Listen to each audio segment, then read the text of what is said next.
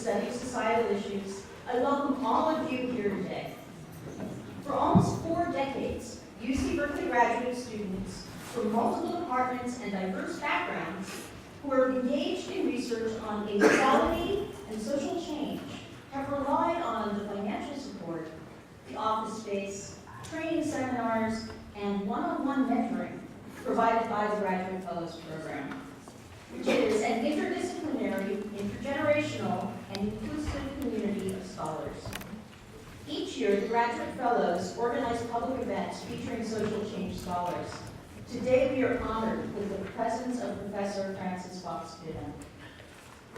The number and diversity of the co-sponsors of today's event speak to Dr. Piven's wide-ranging influence across many disciplines. The sponsoring departments are the Department of City and Regional Planning, the Charles and Louise Travers Department of Political Science, the School of Social Welfare, the Department of Sociology, the Center for Race and Gender, the Institute for the Study of Societal Issues, the Berkeley Journal of Sociology, the Goldman School of Public Policy, and the Henderson Center for Social Justice. I want to thank all of our very generous co-sponsors. Our moderator today is Catherine Albiston, Professor of Law and Sociology at Berkeley Law. I first met Catherine nearly a quarter century ago when we were both students at Fold Hall. This was back when the law school and its building actually shared a name. Since then, she's clerked for Judge Susan Ilston, practiced law at the Employment Law Center, received a Skadden Fellowship, and held a joint faculty appointment in law, sociology, and women's studies at the University of Wisconsin, among other accomplishments. Her research addresses the relationship between law and social change through a variety of empirical projects. Dr. Albiston's interdisciplinary scholarship makes her an ideal moderator for today's fireside chat with our guest of honor, distinguished professor of political science at the City University of New York's Graduate Center, Pox Piven. It would be hard for me to overstate my excitement about Dr. Piven's presence here today. Her list of accomplishments is lengthy, but before I try to summarize them, I want to talk about Dr. Piven's importance to me personally. In my first year of college, I was assigned the book Regulating the Poor. I was immediately intrigued. A woman writing a scholarly book about the poor, about government and society. I delved further and found a brilliant mind who cared about societal issues that I cared about, an activist who approached scholarship through her commitment to social change, and someone who saw academic disciplines as a bright, interconnected web rather than a siloed landscape. Disciplines as diverse as city planning, political science. She is, in fact, the past vice president of the American Political Science Association. Sociology. She's currently president of the American Sociological Association. And public health. All claim her as their own. Pox Piven became, for me, the example of how one could synthesize a diversity of interests and fields into a meaningful, purposeful career framed by one's principles and ethics. So thank you for that. More pertinently, Dr. Piven has taught at Boston University, Columbia University, New York University Law School, the Institute of Advanced Studies, Indiana, the University of Amsterdam, and the University of Bologna. She has served as program co-chair of the annual Political Science Association meetings and is a past president of the Society for the Study of Social Problems. Her awards include the American Sociological Association's Career Award for the Practice of Sociology and their award for the Public Understanding of Sociology, as well as the President's Award of the American Public Health Association. Her many books include Poor People's Movements, Why Americans Don't Vote, Why Americans Still Don't Vote, and Challenging Authority, How Ordinary People Change America. And while many of us would decide to take a well-deserved break after having accomplished so much, in fact, I'd like to take a break having read all of that, Dr. Piven is still going full throttle as an activist and scholar. In fact, none other than Glenn Beck proclaimed that Piven is fundamentally responsible for the unsustainability and possible collapse of our economic system.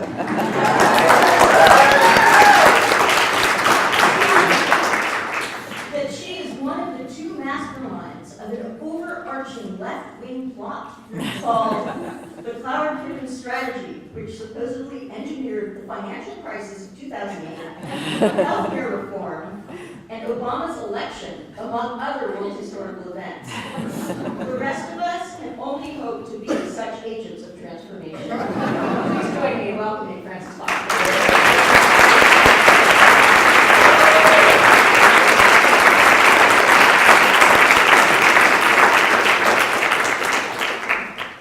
Well, it's a pleasure and an honor to be here with you today, and I'm smart enough to know that no one wants to hear me talk, they want to hear you talk. And so I think we should start right away. And the question that I want to ask to begin here is, the program is billed as, is this a new era of social movements? And so what are your thoughts on whether this is a new era of social movements? And if so, what has changed to allow this to happen? Well, first I have to thank everybody for the over-the-top introduction. Very nice. I liked it. I ate it up. And my answer to the question, my answer is not science. My answer is a judgment. We don't have a good science of social movements. We don't actually have a good social science of much that happens in our society, but put that to one side. But I think we are in another era of social movements. And anybody could dispute that because we don't have indicators of the beginnings, the middle, and the end of social movements. And we don't have indicators of when is it a little protest, when it is a little demonstration, and when is it a system-wide, societal-wide movement. All that is subject to a kind of craft, a kind of historical craft. But here's why I answer the question, yes. I think I would date the beginning, actually quite a while ago, with the rise of the Zapatistas, which, remember Subcomandante Marcos? Yeah. He was a sort of really clever user of TV, of the internet, and the message of the Zapatistas resonated, particularly in the global justice movement, and the global justice movement in Europe and the United States. But the Zapatistas, there was a kind of interregnum. Social movements happen that way. Something happens, then nothing happens for a while. Everybody thinks it's over, but then something else happens. And 20, 30 years hence, scholars will, drawing their diagrams, they will connect these events and they'll show you a rising arc of protest. Well, the Zapatistas, but then came, what about the Arab Spring? Remember Tunisia and Tahrir Square? And then, incredibly, Wisconsin. And do you remember when Egyptian youth sent pizzas to the people occupying the state capitol in Wisconsin? Wasn't that adorable? And then from Wisconsin, what would come next? Maybe Occupy. But we went from Occupy seemed to end. I think it didn't exactly end. But we went from Occupy to the Chicago teachers' strike. Was that a historic event? Well, in a way, subsequent events will determine just how important the Chicago teachers' strike was at the beginning of a public sector worker fight back, or at least a teacher fight back, because teachers have been, I think, so dragged through the mud for about 15 or 20 years. Some of our politicians blame them for continued poverty and God knows what. But that teacher strike was, I thought, remarkable, quite aside from the fact that Karen Lewis, the leader of the teachers union, was from ISO, was a trot, in other words. But this was a union that prepared for the strike by building alliances with the community, with the parents and of the children in the schools. And you know, they faced down Rahm Emanuel, who's pretty hard to face down. And now, well, we have a couple of elections, mayoralty elections, which seems to be reflective of some of these movement events. The election of Marty Walsh in Boston, certainly Bill de Blasio in New York, and maybe a protest will emerge among the fast food workers and retail sector workers who have been moving a little bit. Walmart, the big chains in New York. We'll see. And then there's Occupy, of course. Now, I suppose Occupy deserves its own discussion. Well, let's talk about Occupy. So it seems like the financial crisis created a situation that was ripe for mobilization around inequality and poverty. And certainly the austerity measures in Europe produced a lot of protest activity. And then there was Occupy, and then there wasn't. So what happened? Well, so there were these some of them were longer-term changes, but the large-scale changes that came with the financial crisis. Just remember, I'm sure you all are at least somewhat aware of the fact that the median wage for working people has been going down long before the financial crisis, for about 10 years, or at least 10 years before the financial crisis. Then came the financial crisis. The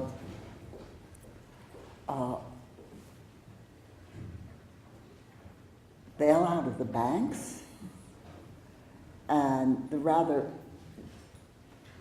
weak stimulus program of the Obama administration, and then a kind of reversal even of the stimulus measures that Obama had proffered. And some jobs came back, but they were low-wage jobs. The indicators of inequality showed widening inequality, actually all over the rich world, but especially in the United States. Inequality was increasing, and it took the form of increased poverty, because you can have inequality that is just a redistribution of the broad middle strata to the top. This was a redistribution from the broad middle strata to the top, and a redistribution from the bottom to the top as well. But politicians were not talking about this. The media was not talking about this. It took Occupy to raise the issue that was being ignored, suppressed even, by, in a sense, our spokespersons, the people who tell us what is happening in politics, which include media figures and politicians. Occupy raised the issue of the 99% versus the 1%. And you know, it wasn't so long ago, I know you can all remember how stunning that was. And probably some of you said what I said. I'm such a clone. Oh, it's not 99%, it's more like 97% or something. But, you know, it was a brilliant slogan, and they projected it brilliantly, flashing it on the walls of skyscrapers, and then they're cavorting, their antics, their Guy Fawkes masks, and the occupation, they declared that they were occupying Wall Street. No, they weren't occupying Wall Street. They were occupying a little park not too far from Wall Street, but it was okay, because it was a communications strategy. They wanted to show that they were occupying Wall Street, and they weren't going to leave. And it partly worked. It partly worked in that everybody now knows about extreme inequality in the United States. Obama talks about extreme inequality in the United States. And this would not have happened without Occupy. So Occupy, I would say Occupy was half successful. And I also think, by the way, that Occupy had a lot to do with the remarkable municipal election in New York, where the richest city in the world, where all these billions and trillions of dollars of financial wealth are managed, the richest city in the world elected Bill de Blasio as mayor after he campaigned on an Occupy platform. Extreme inequality was the problem of New York. So would that have happened without Occupy? I don't think so. So what do you think it would take to build a sustained movement, to build on the start that Occupy created, to do the second half and organize around income inequality? Well, I think that the movement people, the activists, the young people, the Occupy people who are still there, they have to discover strategies that are disruptive. They have to make trouble. Listen, that's not, some people don't like hearing that. I mean, some people really like hearing it. They just eat it up. I think probably more the latter in this room. But I'm trying to distill what I think is the lesson of past movements in American history and elsewhere that have helped to give us the reforms that we have accomplished over the course of our history.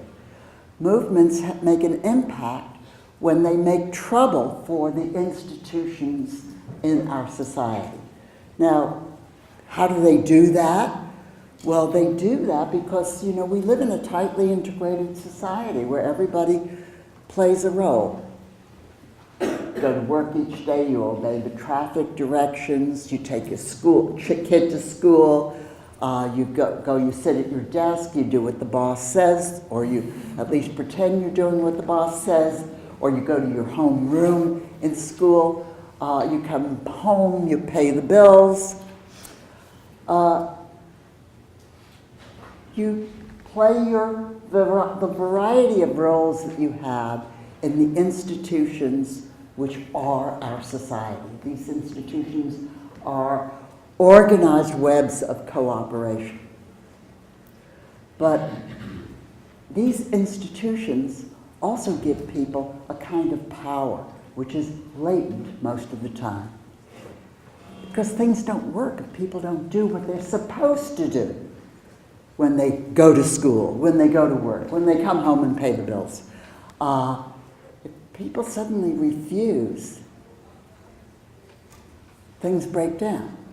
And the breakdown can have repercussions, not only on other institutions, but on electoral politics as well. So that is the sort of hidden power of movements. Look at worker movements, workers strike. Look at student movements, students shut down universities. Look at consumer movements, consumers boycott. And economic exchanges don't take place. Look at the movements in Latin America, which transformed South America especially. Didn't get too far in Mexico. But these were movements in which people blockaded highways, the pots and pans movement, but it's blockading, refusing. These are actions that are within the reach of ordinary people. It's what they do every day that is being changed, that is being refused, that is being denied. And this, I think, is the nature of movement power. Now, it's hard to use this kind of power because it's not nice to blockade highways. It's not nice to sit in at universities. And it really matters. It absolutely matters what is happening in the electoral system for people to use this kind of power. Now, this is something that movement activists sometimes don't acknowledge because they're so sick of the electoral system. They're so sick of these endless campaigns in which the Democrats are always saying, oh, this election, though, no matter what happened last time, this election is really important.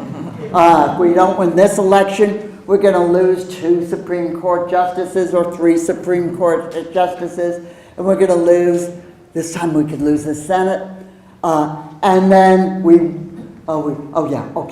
really work for this election. So we do our door knocking and we make our contributions.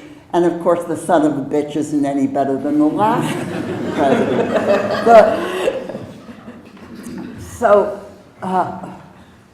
Well, let me interrupt there and suggest one way in which the kinds of small disruptive actions that you're talking about can be aggregated is social media. And there's been a lot of talk in the wake of the Arab Spring and some of the other protests that you mentioned that social media is the new social movement's tool. There are also naysayers, like Malcolm Gladwell says, that there is no such thing as the Facebook revolution. And of course, social media can be used in not so terrific ways, as we know from recent activities of the NSA.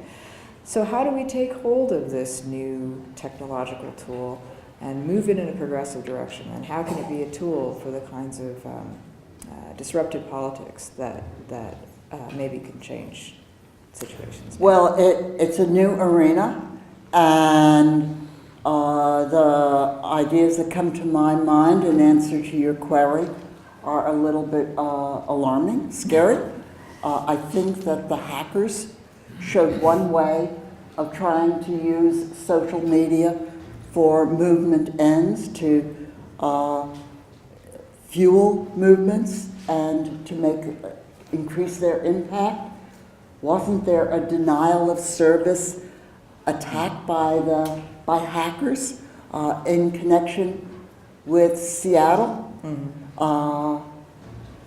So there are new paths to be explored. I say that they are a little alarming or frightening, awesome. As I think another new movement tactic, bet strike, is a little awesome. I think it's awesome because we don't know what the reprisals could be. We don't know how the system could respond and stop such a movement effort.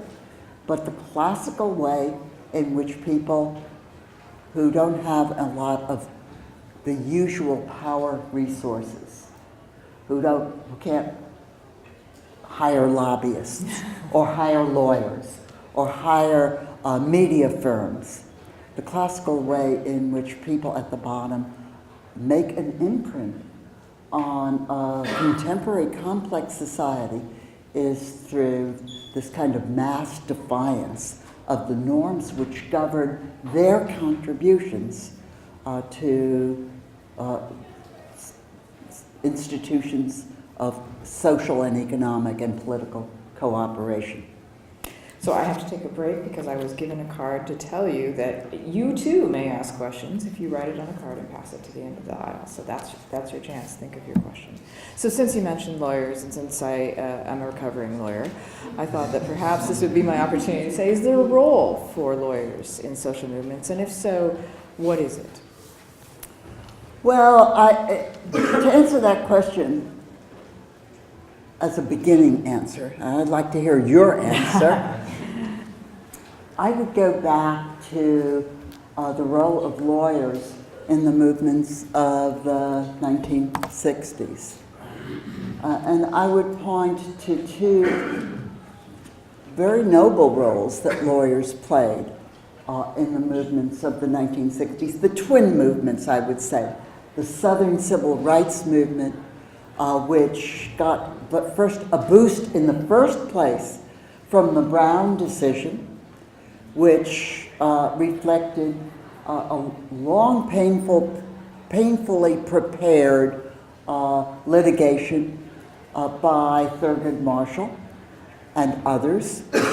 The civil rights lawyers did noble work, I think, for the civil rights movement, and work that encouraged the movement, that gave the movement wins, that gave the movement morale. But I think also the Southern Civil Rights Movement became the Black economic rights or Black freedom movement in the North. And again, I think lawyers in the main played a very supportive and constructive role in the movement. Some of you may remember that in the 1960s, the federal government actually funded legal research centers as well as legal service lawyers, but they funded centers that did the legal prep work for taking litigation on housing rights, occupational rights, welfare rights, healthcare rights. And, you know, the litigation that resulted really did help to liberalize the American welfare state. A lot of the practices that I knew well in welfare, for example, like man-in-the-house searches and cutoffs of families if signs of a man's presence were found. A lot of those practices were stopped, halted by litigation. And that was very, very good. All through this, by the way, there always also were the lawyers who counseled people that they couldn't do or not to do the more obstreperous movement-style protests that they were organizing. That wasn't so useful. I think that what lawyers should have done in those cases is they should have told people the risks that they confronted, because people should always know what those risks are to the extent that we can tell what they are. And I think that lawyers always worry that on the one hand, they can make a difference, and you're right that they can. But on the other hand, and you've talked about this in terms of organization and institutionalization in movements, that they can move the movement in a direction that perhaps the base doesn't want to go because they're too professional and too independent, and therefore can take over the movement and lose sight of what the base wants. And so I'm just curious about that dynamic, not only with regard to lawyers, but also with regard to organization and institutionalization in the movement. Well, I've seen both kinds of lawyers, or both stances by lawyers. I've seen a fair number of lawyers who want to tell the movement leaders what to do, which I don't think is appropriate. As I said a moment ago, I think they should tell people what the risks are that they confront instead of presuming to be the teachers of the movement. But I've also seen lawyers who have functioned very nobly, actually, in their auxiliary function of ensuring that the legal rights of subaltern groups are protected, defended. I think, for example, that the backlash that has unfolded since the 1980s against the programs not only of the 1960s, but the programs of the 1930s, that backlash was slowed down by decent litigation that was taken to defend the recipients of benefits or the recipients of regulatory protections. Well, thank you later for rehabilitating lawyers. So I have another question in a slightly different direction, which is that many of the movements, the Arab Spring and recent movements all over the world have been very effective in bringing about regime change, but perhaps not as effective in sustaining the reconstruction of government and a more open society. And I'm wondering what you think about that, why that's happened, and what could be done both within those countries and also by the global community to support the development of stable states in those places. That is really such a difficult question. I think it raises really the question, it puts on the table the question of just how much we can know and control about the outcome of our actions. I hope it doesn't disappoint you, but I am not a revolutionary. And I am not a revolutionary because I think that the revolutions in our history have had such untoward and unexpected consequences which could not be anticipated and could not be controlled by the people who thought they were the theorists of revolution. So when I talk about disruption, making trouble, I want to make trouble for institutional leaders that are still in control, that can respond to that trouble and correct the grievances that people are expressing. So I'm a reformer, and I'm afraid of the unpredictable consequences of a Tahrir, an Egyptian revolution, or, you know, if you look back in history, the French Revolution was not so great. It produced Napoleon, it produced the Directorate and then Napoleon, it produced Louis Bonaparte, it cost the French the Constitution of 1793. We go around in this romantic days, nobody predicted that string of consequences. So be careful. Good advice. Now I'm going to let all of you have a chance. So first question from the audience. Difficult handwriting. What do you see for the reproductive rights and reproductive justice movement as part of a larger progressive coalition? Well, I'm not sure that the coalition that is evolving in the United States is a coalition, although we usually think of coalitions this way, organized around a platform. It's, well, unless you want to say that we can put everything in the platform. The different people really do have different issues, and that's not unreasonable in a large and complex society. I don't think it's unreasonable. The very poor in the United States have different issues than the issues of a unionized workforce or the issues of airline pilots who are now being paid like low-wage workers. They're different issues. So it's sort of a coalition of the many who are included in the 99%. I think women are a hugely important part of that coalition, if only because we are so numerous, and our issues, the issues that they sort of gave us all over again, the issues of reproductive rights are so fundamental.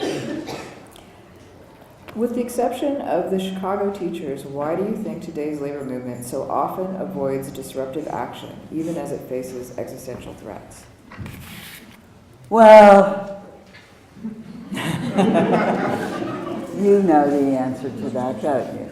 It's because they are leaders of organizations, and they're trying to save their organizations. And they're old, they don't like risks, they don't like they've been there too long. All those classical reasons for what goes wrong with transforming organizations. The reasons initially offered by Michelle's So, and it's true. It's true. That is what happens to organizations. Not each and every one of them.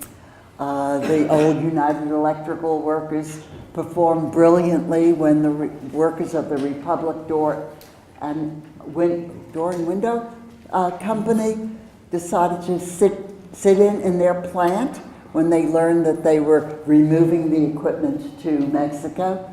But most organizations get tired. They're led by people who want to preserve their position, who are timid, and that's true of much of the American union movement.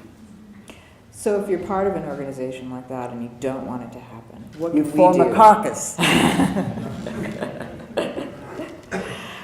So there have been a number of questions, since we've been talking mostly about progressive movements, about your thoughts on the Tea Party and whether the Tea Party is a movement, and if so, what do you think about it as a social movement?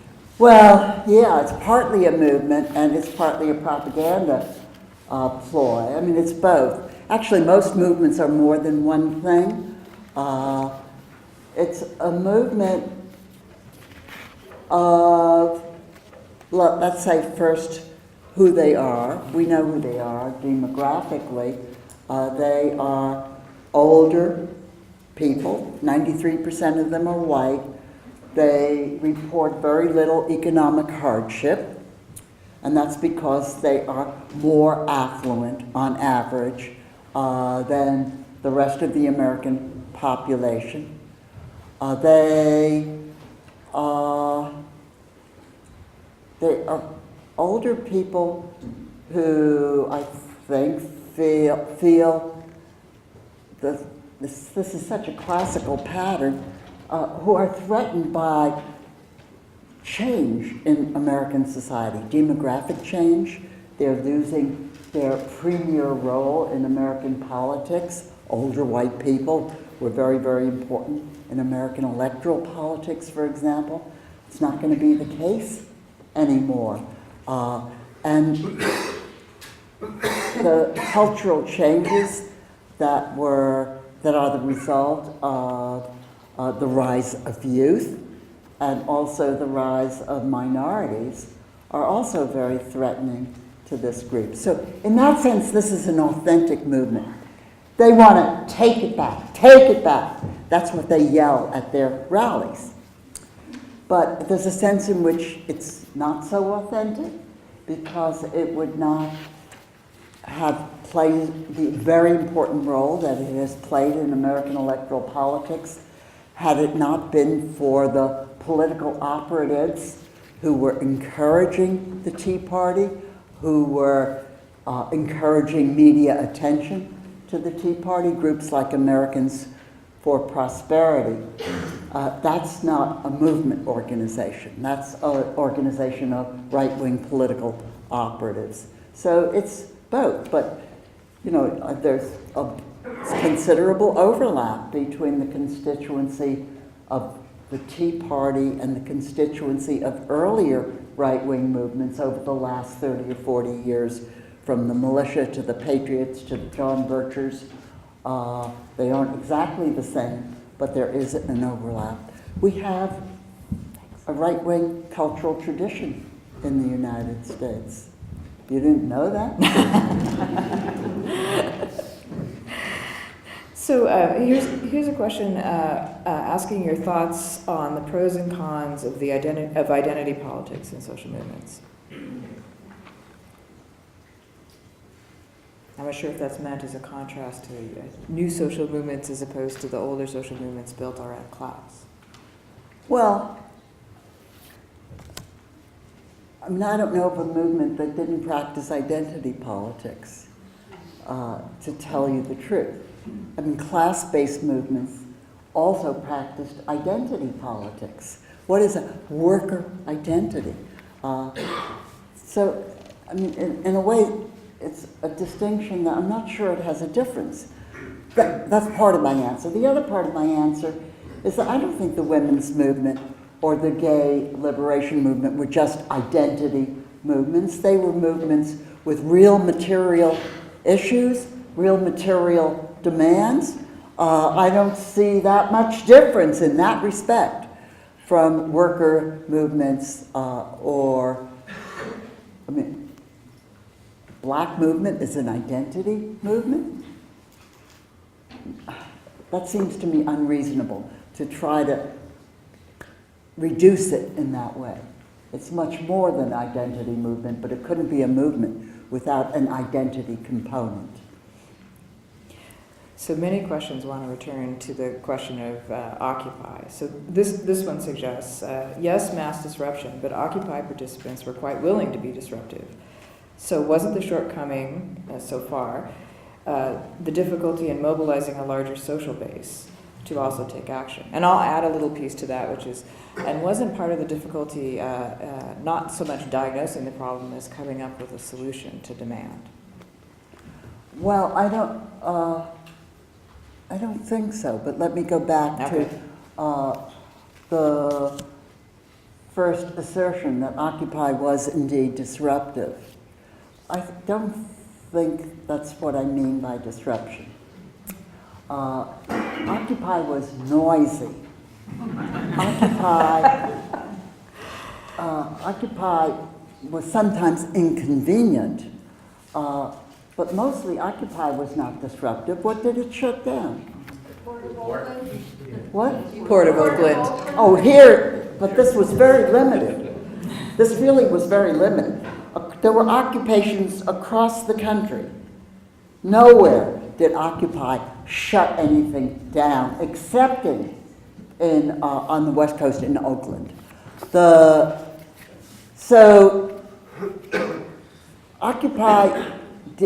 When Occupy began to explore a debtor's strike in the spring of 2012, Occupy was examining an extremely disruptive strategy. They were contemplating the effort of organizing all those student debtors, all those people with underwater mortgages, all those people entangled in consumer debt. They were contemplating an effort to mobilize these debtors not to pay their loans. Now, this would have been disruptive because this would have attacked the financial industry in a very big way. Those loans are all listed as capital, as assets on the books of big operators.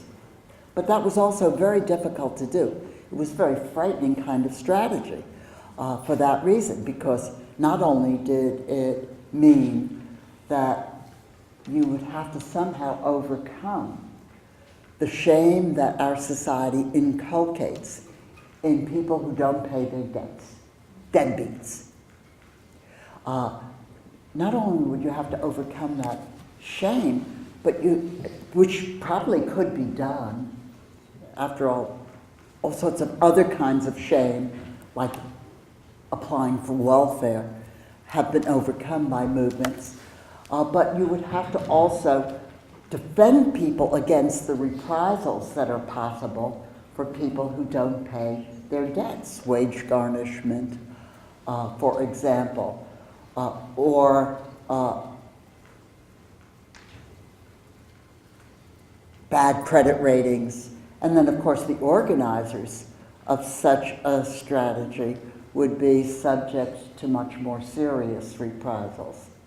So it was, they haven't done it yet. Job for lawyers here. We What? Need more lawyers for this. There is a possibility, and maybe if cities like Richmond can act as the intermediaries in refusing debt service, essentially, maybe then it can become possible. But disruptive strategies are always a little bit scary. They always have to overcome the inhibitions against defying norms, but you don't want them to be really dangerous.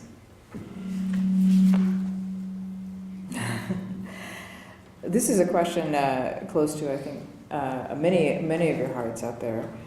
With the defunding of public universities and rising costs of higher education, students are pressured to work more during school and push themselves academically.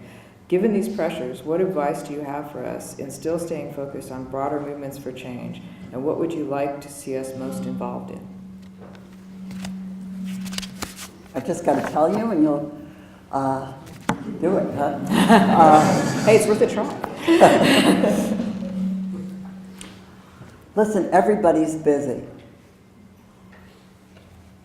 I know you have courses to complete, you have a part-time job, but there are moments when we sort of suspend those obligations because we think something more important demands our participation. That's one reason.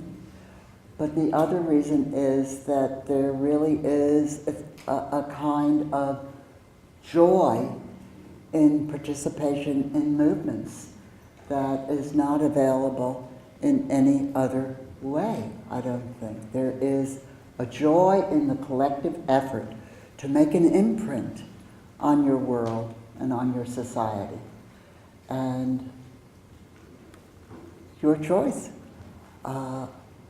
It's a worthwhile experience. But what was the other part of that question? What would you like to see us invest our energies in? I think that perhaps there'll be a revival of the idea of debt strike, particularly with regard to underwater mortgages. But whether or not that happens, I think that the main locus of action is likely to be by low-wage workers in fast food chains, in hospitals, and what about in universities, where very large numbers of faculty now are paid sub-poverty wages. You know, that 3/4 of the courses taught at many universities are taught by adjuncts who get paid $2,500, $3,000, sometimes a little bit more per course, and end up earning $20,000 to $30,000 a year. That's a strategy, by the way, not only for students, or that's an action not only for students, but I think for tenured faculty as well. It is morally reprehensible not to do something about the fact that our universities are now relying on what could well be called slave labor. So one of the most significant mobilizations in recent years that wasn't in the list that you offered at the beginning is the immigration rights movement that mobilized millions of people across the country in 2006, including many participants who risked deportation because they were undocumented in participating in these movements. And the movement now is coalesced around the dreamer idea, the idea that especially students who have gone through college and graduated should be permitted to stay. What do you think about the messages of that movement and that mobilization? Is it going to make a difference? And does it leave out those folks in the movement that aren't dreamers, that didn't go to college, that are very much the members of the low-wage working class that you just talked about? Well, the Dreamers' focus, I think, was developed in interaction with the federal government, with Obama in particular, with the indications that some kind of concession was possible with regard to these young people. I would like to hear your opinion on this, actually, because you've been working on this issue, I know. Well, it's a difficult question, I think. So on the one hand, having a compelling message is important for a movement, and I think that the argument about the DREAM Act is a very compelling message because it resonates with a fundamental American values. On the other hand, it does, by drawing a line around those who arguably do deserve to stay and be documented, leave others outside the line. And I'm wondering if that'll be divisive for the movement down the road. I don't have an answer, but I'm curious about your thoughts. Well, I don't feel equipped to answer that question. I'm not close enough to the movement to answer that question. I think that the escalation of deportations recently is really abhorrent, quite awesome and quite awful. But nobody can punish Obama for it because the other side's even worse. These are our options. So I want to back out just a little bit and ask you to reflect on what was also a time of social change when you wrote Poor People's Movements and some of your other more influential, I shouldn't say more, but extremely influential books. Unfortunately, many of the same issues are just as relevant today as we've discussed. So what are your thoughts on what has changed and what has not? Have we made some progress since then? What have we not made progress on? And what can we do to make progress on the remaining issues? Well, what we have definitely not made progress on since then is reducing inequality in the United States. Inequality has considerably widened since the 1970s. And that's the result of, the confluence of policy changes that have occurred in the United States, having to do with the regulation of wages, having to do with the sustaining of unions, having to do with protecting the social welfare programs not only of the 1960s, but even of the 1930s. These have all combined to increase inequality, along with changes in the tax system, which have made taxes much less progressive than they were in the 1970s. The rich pay a much smaller share of of the cost of our public sector, even while they have also developed strategies for using the public sector as a new entrepreneurial field for investment and profiteering. So,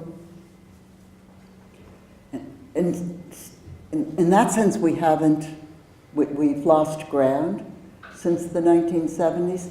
But if you take a broader stretch of time, it's not clear to me that we haven't lost ground since the 1920s, for example. And in some respects, we have made real progress in, for example, American race relations, or American understandings of gender and our legal protections of gender rights. We have made progress in those regards. So it's a complex picture. Economic inequality is in that regard, I think our scores are bad. Other forms of inequality, our scores are better. But there's one respect in which I think we have to be very concerned, and that is our political institutions, which have sometimes been reformed and made more susceptible to popular influence. Our political institutions have, I think, been closed in since the 1970s. And you know why. It is concentrated wealth means more lobbying. It's decisions like Citizens United. It's the weakness of the unions, unable to be any kind of countervailing force in lobbying decisions. And then, incredibly, did you expect this to happen? I didn't. And I'm pretty cynical about these things. renewed effort to suppress voting rights in the 21st. I mean, can you imagine that? Gutting the Voting Rights Act and introducing new stratagems to keep people away from the polls or make it too hard for them to vote. Amazing. So it's a mixed scorecard.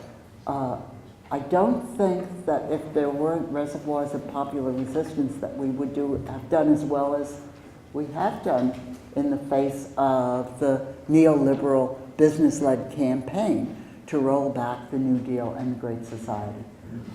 But we didn't do well enough.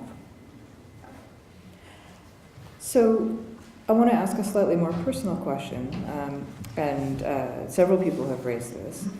So one of the things that many of us most admire about you is the ability to combine the status or the identity of an activist and a scholar in such a terrific way. And one person asked, how have you overcome the barriers, bureaucratic and epistemological, to being an activist scholar?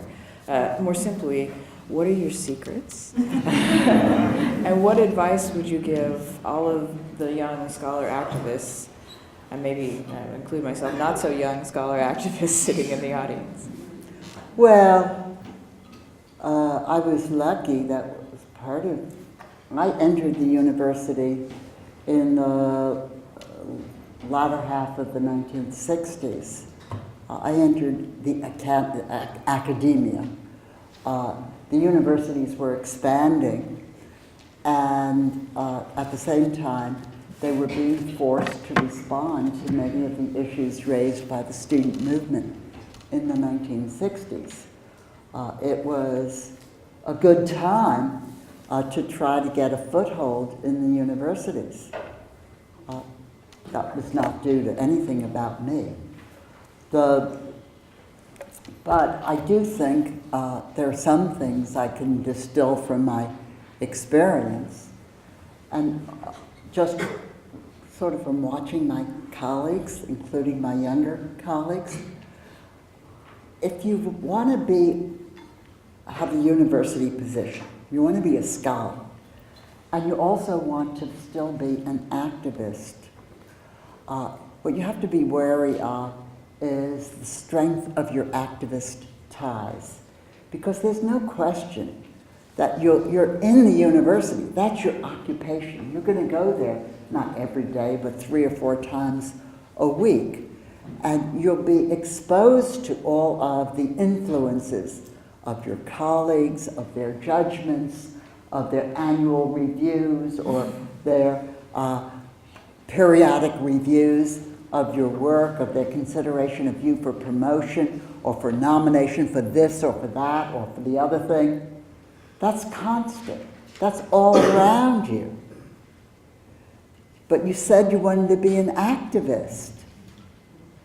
Well, but that can always wait, or so a lot of people think. That can wait till you get tenure. That can wait till you make full professor.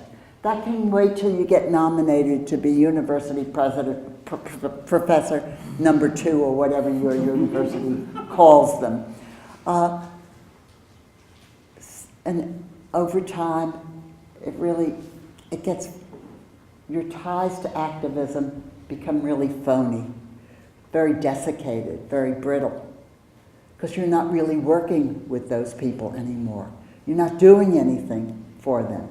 You're not going to parties with them. You're not celebrating their birthdays. So if you want to retain your activism, you have to do 2 kinds of things, I think. One is you have to nourish your investment in whatever activist project is important to you. You have to honor it.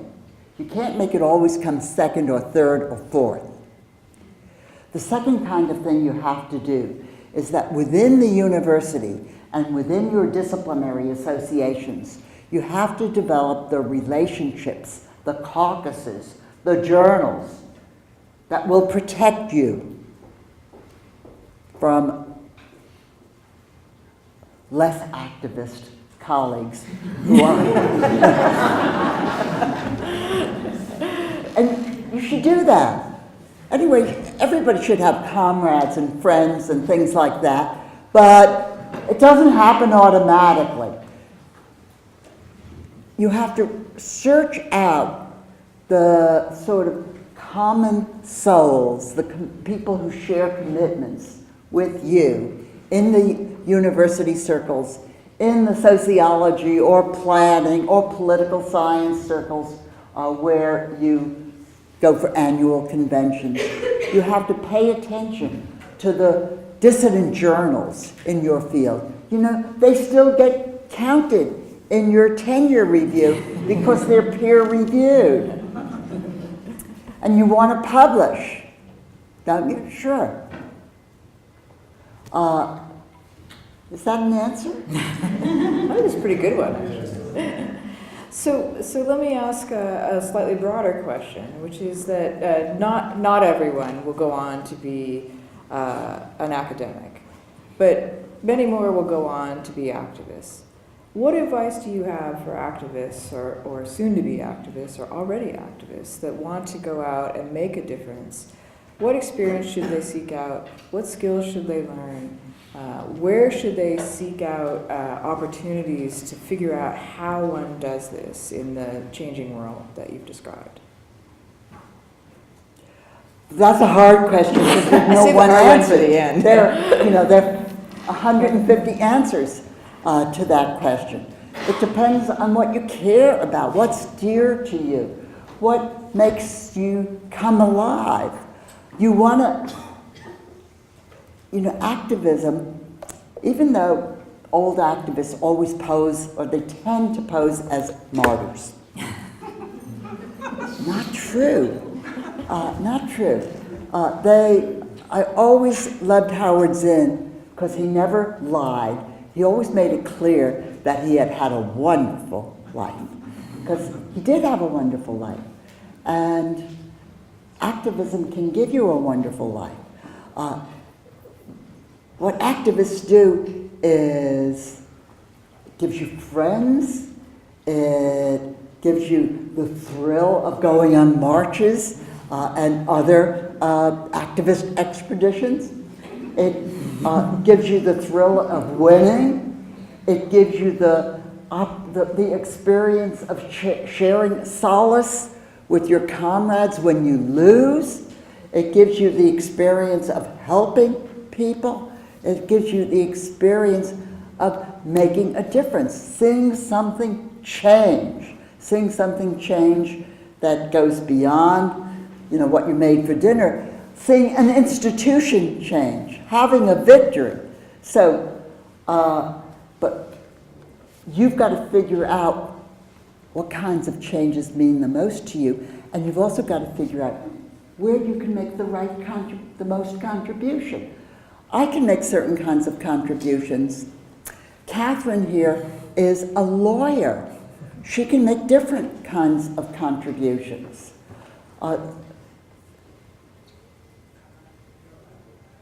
Some people are really skillful organizers.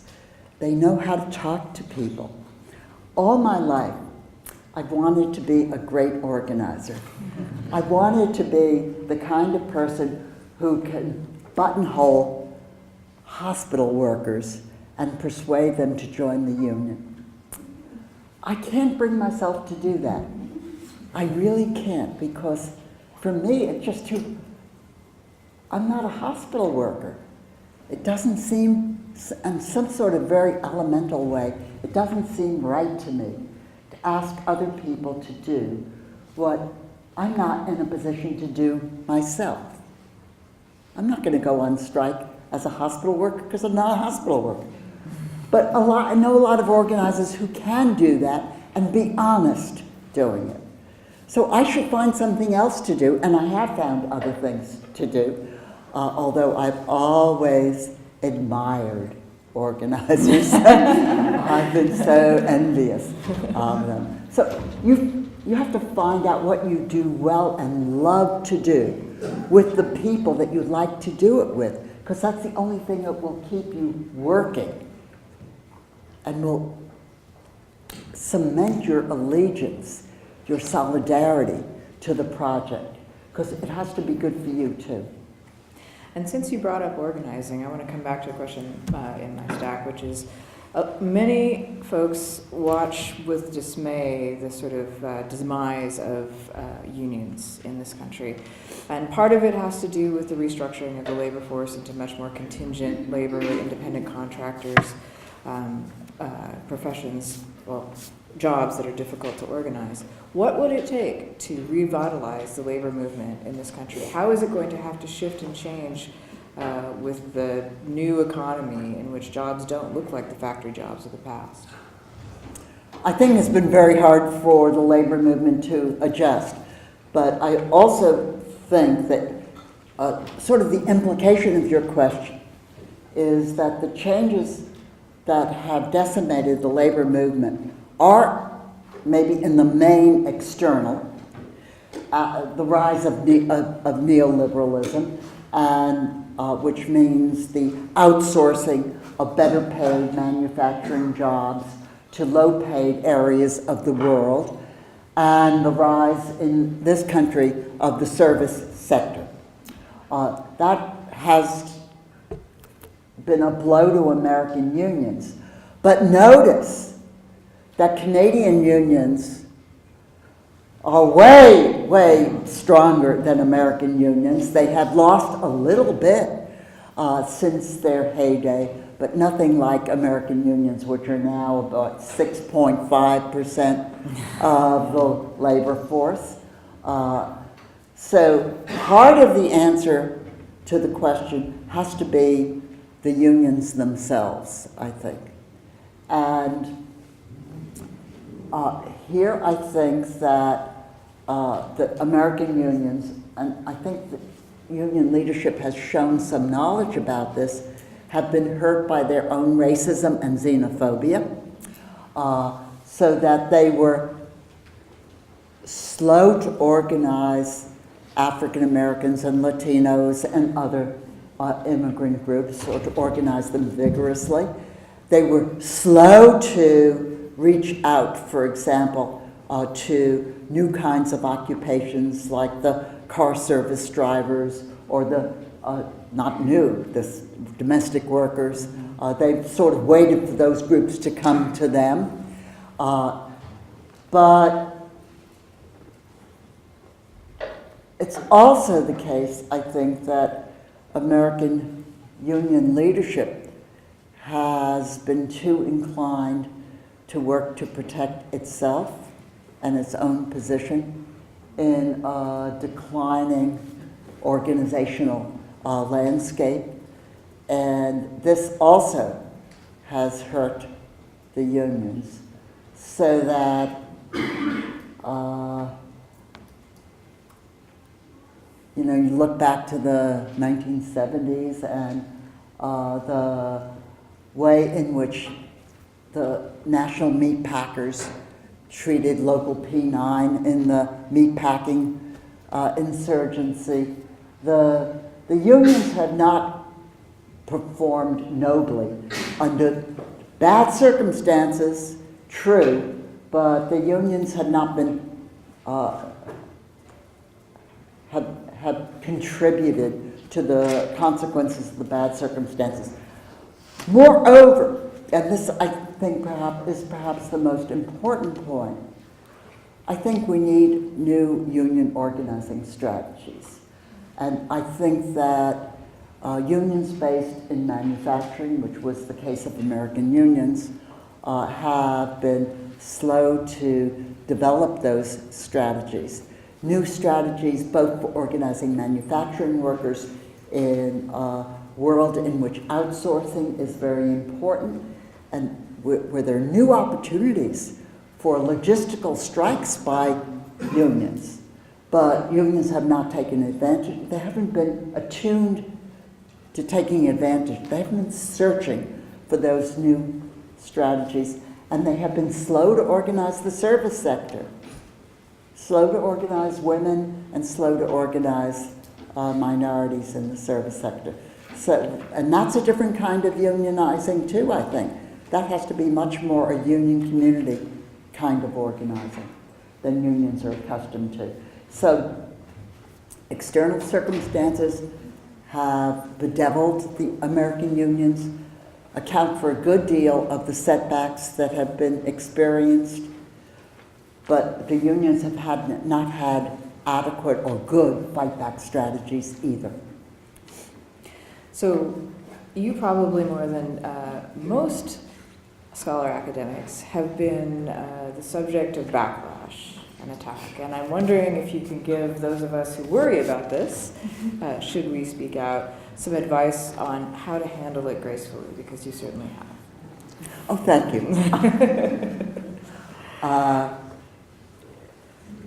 Maybe you should give a little background. I'm Well, sure everybody you're talking knows. about Glenn Beck, Yes, right? among us, yes. And the other right-wing hate miners who sort of climbed on Glenn Beck's bandwagon. There were a number of them, actually. Breitbart, Bill Riley,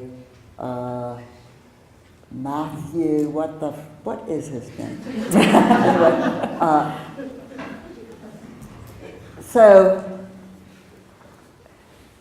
I was very surprised when this all started.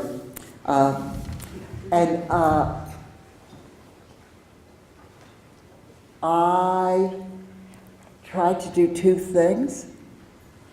I tried to, maybe more than two. First, I tried not to be cowardly. I thought it was very important not to hide, not to stop speaking out. The second thing I tried to do was I tried, when I did get an opportunity to make a public statement, and I got quite a few actually, I took them all, excepting I did not go on right-wing talk shows. That's a waste of time.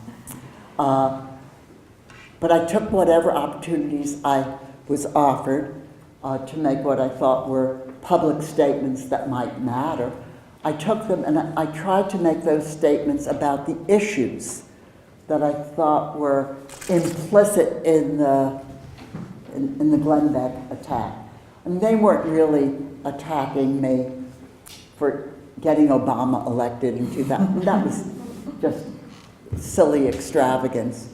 They were attacking the work that Richard Cloward and I had done in trying to ameliorate the circumstances of poor and minority people in the night, because they were fingering stuff we had done in the 1960s. I tried to say that's what this is about, and I'm proud of whatever I contributed to the movements of the time, without, as you are doing, fantastically exaggerating my contribution. And what I also tried to do, and this was, I think, pretty successful, I tried to sort of do a defense strategy. And my defense strategy consisted of two things. I called the FBI, their cybercrime unit, I called the state police, I called the city police, I called the DA's office, I reported the death threats. What was the reaction when you called all these folks? Well, they gave me their card. The state police said, "Oh, we'll swing by your house once in a while." I had a little house upstate. A lot of good that would do. But it was a really good idea, it turned out. I think I didn't know what I was doing. I was reporting it because I thought what they were saying to me, I mean, they really said ugly things to me. They could gore me and have 78 rifle deer hunters ready to come after me. They put the address to my little house upstate the directions to how to get there on the internet. I mean, they're not nice people. So it turned out that there were skeptics about whether this had all happened, whether there were all these death threats, and there were all these gory depictions about stringing me up and so forth. But there were all these, I had made all these reports to law enforcement agency that made my account of their extreme behavior, bizarre behavior, more credible. But the other thing that I did, a lot of nice people in nice organizations wanted to help me. Organizations that I mean, I'm not a sort of middle-of-the-roader type, and but I was very appreciative of all the nice people in nice organizations, you know, ethical culture, I mean, everything, who wanted to help me. And they did. They passed resolutions, and they wrote letters to Roger Ailes at Fox News. And Glenn Beck was eventually taken off the air. There were, by the way, 33 academic associations who passed resolutions condemning Fox News and Glenn Beck. Well, on that note, I think that is a terrific way to end this wonderful discussion that we've had. And please join me in thanking Glenn.